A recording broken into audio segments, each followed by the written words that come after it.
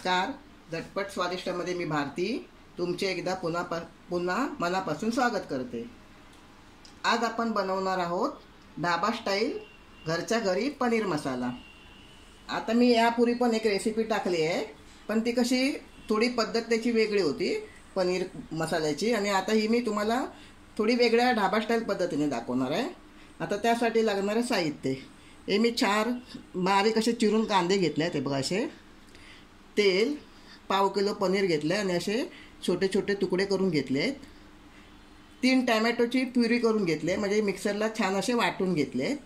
हा kitchen king मसाला आहे. मीठ, कोथिंबीर, आलं लसूण पेस्ट, धना पावडर, काश्मीरी लाल मिरची पावडर, जिरा पावडर, 2 तेजपत्त्याची पानं, हळद आणि हे जिरं. आता गरम मसाल्यामध्ये आपल्याला घ्यायचं आहे ह्या 3 हिरव्या वेलच्या, ही एक मसाला वेलची, बघा ही मसाला वेलची, आणि ही दालचिनीचे बारीक 2 तुकडे घेतले आहेत. तर आता आपण वेळ न दवडता रेसिपीला सुरुवात करूया. हे बघा, आपली कढई छान तापली आहे.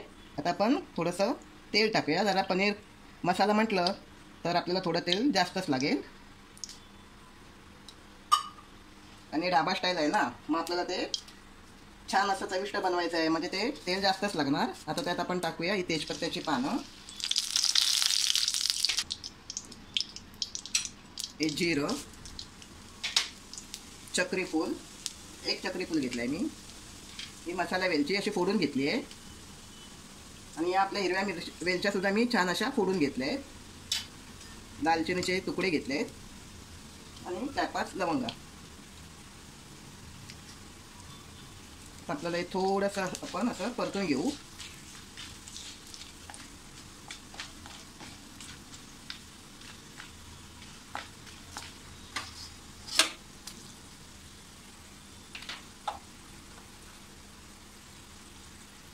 आता आपण हा जो बारीक चिरलेला कांदा आहे तो टाकूया, आणि याला आपण एकदम फ्राय करून त्याला अगदी तेलात विरघळून घ्यायचं आहे, म्हणजे छान असा मॅश करून घ्यायचं आहे.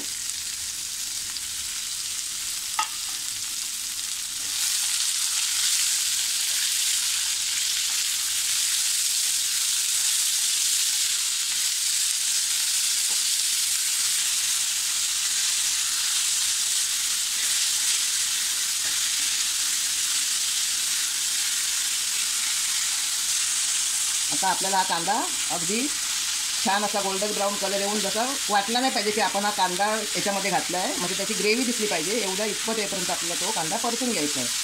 आता मी तोपर्यंत छान असं परतून घेते. हे बघा, आता आपला कांदा छान असा मऊ झाला आहे. आता याच्यामध्ये आपण थोडा हा कांदा असा बाजूला करूया, आणि थोडंसं आपल्याला 1 चमचा असं बेसनचं पीठ असं परतून घ्यायचं आहे. बेसनच्या पिठाने काय होतं, आपण जे टॅमॅटोची पुरी वगैरे टाकणार आहे, म्हणजे पनीर बरोबर, पनीर म्हणजे पाण्यासारखंच असतं, मग आपल्या मसाल्याच्या पनीर मसाल्याला आपली छान असं टेक्स्चर येतं, म्हणजे जाडसरपणा येतो. थोडंसं आपण छान परतून घेऊ.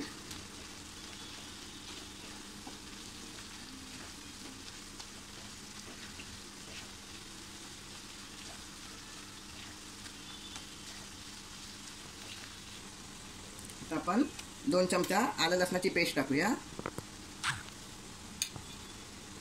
अतिशय सुंदर लागतो हा पनीर मसाला. छान असं आपण परतून घेऊया. गॅस आता बारीक करायचा आहे. आता याच्यामध्ये हळद,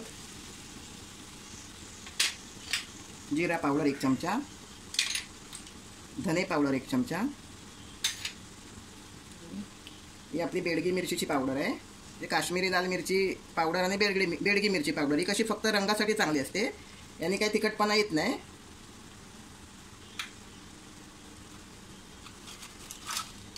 आणि थोडा आपल्याला आता किचन किंग मसाला टाकायचा आहे, म्हणजे याऐवजी तुम्ही गरम मसाला टाकलात तरी चालेल.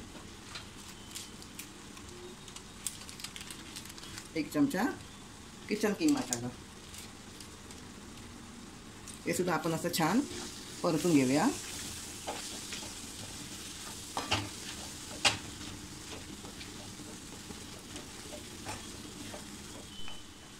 हे बघा, याला छान असं बाजूने थोडं तेल सुटलं आहे मसाल्याला छान आपलं.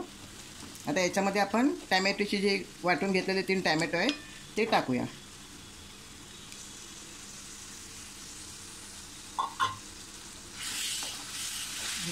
हे सुद्धा छान अगदी तेल सुटेपर्यंत आपल्याला परतून घ्यायचं आहे.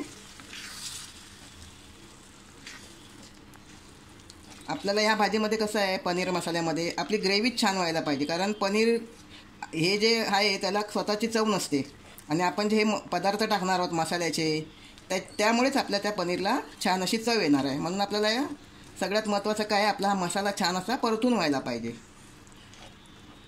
तेल सुटेपर्यंत आपण ह्याला परतून घेऊ. हे बघा कसं छान ग्रेव्हीचा कलर आला आपला मस्त आणि छान तेल सुटलं आहे बघा. आणि आपले जे सगळे जिन्नस टाकले होते, कांदा टॅमॅटोची ग्रेव्ही वगैरे जे टाकली होती ती कशी छान अशी मिळून आली आहे त्याच्यामध्ये. तर हे लागू नये म्हणून आपल्याला थोडंसं याच्यात पाणी टाकायचं आहे. 2 चमचे टाकायचं म्हणजे कशी ग्रेव्ही आपली छान अशी दाटसर पण होईल.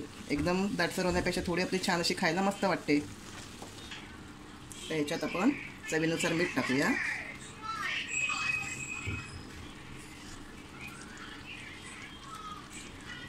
हे सुद्धा आपण छान असं परतून घेऊया.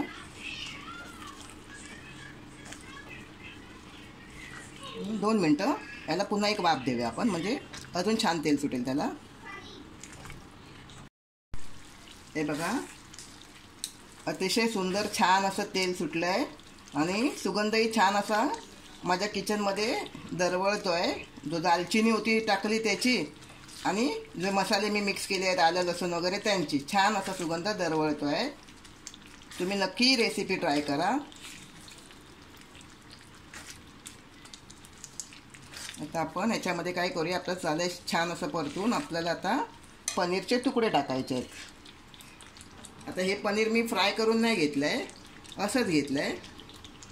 तुम्हाला जर फ्राय करून घ्यायचं असेल तर तुम्ही घेऊ शकता, पण फ्रायपेक्षा हे असं जर टाकलात तर अतिशय सुंदर चव येईल त्याची. आणि मी मसाला फोडणीला घालताना तेलाचा वापर केला. तुम्हाला जर बटर किंवा घी वापरायचं असेल, तूप छानपैकी, तर तुम्ही ते सुद्धा वापरू शकता.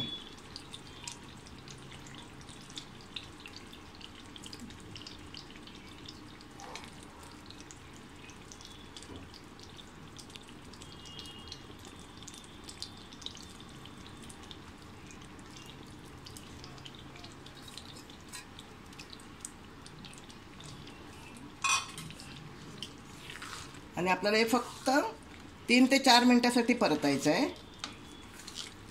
असं छान अशी. कारण ते नरम असल्यामुळे कसं जास्त वेळ नाही लागणार आपल्याला, म्हणून 3 ते 4 मिनटं आपल्याला छान असं एक झाकण लावून परतूया आपण. आता याला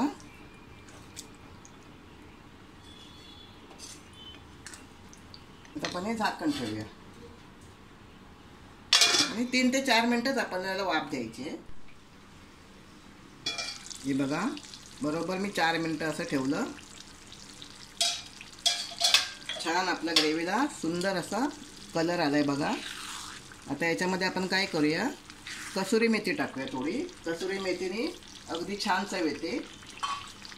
अशी थोडीशी कुस्करून टाकायची.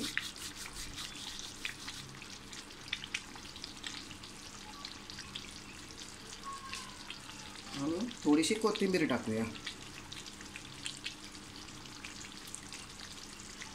तुम्ही जर अजून माझे चॅनल सबस्क्राईब केले नसेल तर सबस्क्राईब करायला विसरू नका. आणि तुम्हाला जर माझ्या रेसिपीज आवडत असतील तर मला माझ्या कमेंट बॉक्समध्ये कळवा.